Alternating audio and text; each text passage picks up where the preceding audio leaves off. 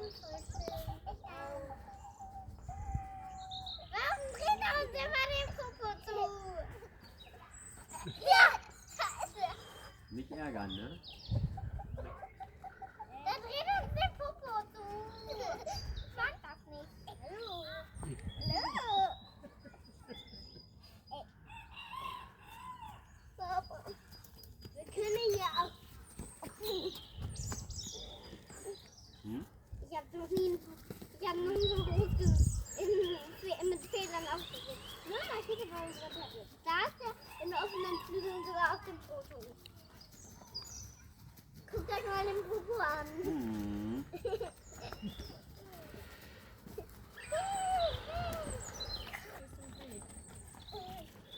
Hallo. Was hast du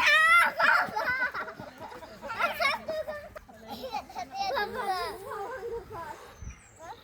Papa hat den Papa Da hat er sich angefasst. erschrocken gerade, ne? Und warum?